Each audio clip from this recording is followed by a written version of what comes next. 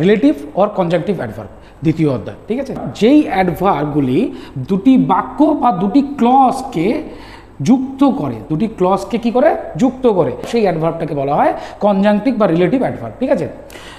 এবার বন্ধুরা একটা কোশ্চিন অ্যারাইজ করে গেল না, ক্লজ কি, ক্লজ কাকে বলে? ক্লজ কি? ক্লজ মানে হচ্ছে বাংলায় আমরা যেটাকে বলি উপবাক্য, খণ্ডবাক্য বা বাক্যাংশ, এটাকে আমরা ক্লজ বলি।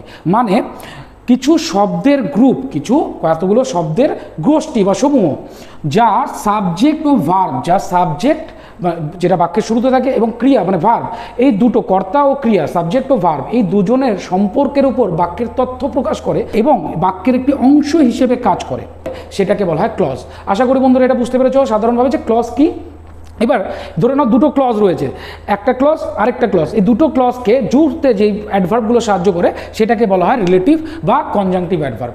এক্সাম্পল যেরকম মূলত 5টি কনজাংটিভ বা রিলেটিভ অ্যাডভার্ব হয়, সেটা হচ্ছে যেরকম when, where, while, why, how.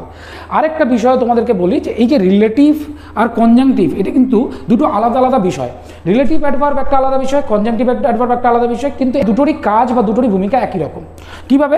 Conjunctive adverb মানে হচ্ছে দেখো, যেই আই নো এটা একটা ক্লজ আর হি কেম এটা একটা ক্লজ, দুটো ক্লজকে জুড়তে সাহায্য করেছে কে? ওয়াই, তাই না? ওয়াইটা কি করছে? জুড়ছে, দুটো শব্দকে যুক্ত করছে, দুটো ক্লজকে।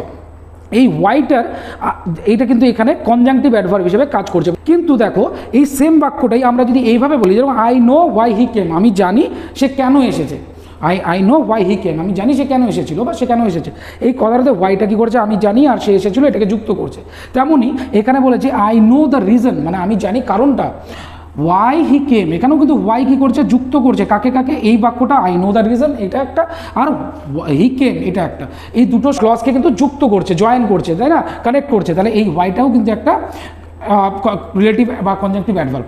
এবার কীভাবে বুঝবো রিলেটিভ কোনটা কনজাংটিভ কোনটা? সেটাতে মাথায় রাখবা, যখনই আমরা এই ওয়াই বা এই কনজাংটিভ রিলেটিভ অ্যাডভার্বটা বসাচ্ছি, তার আগে যদি নাউন থাকে, যেরকম এখানে রিজন আছে, রিজনটা কি একটা নাউন, নাউনটাকে এখানে বলা হয়, এই সব ক্ষেত্রে নাউনটাকে বলা হয় অ্যান্টেসিডেন্ট। কী বলা হয়?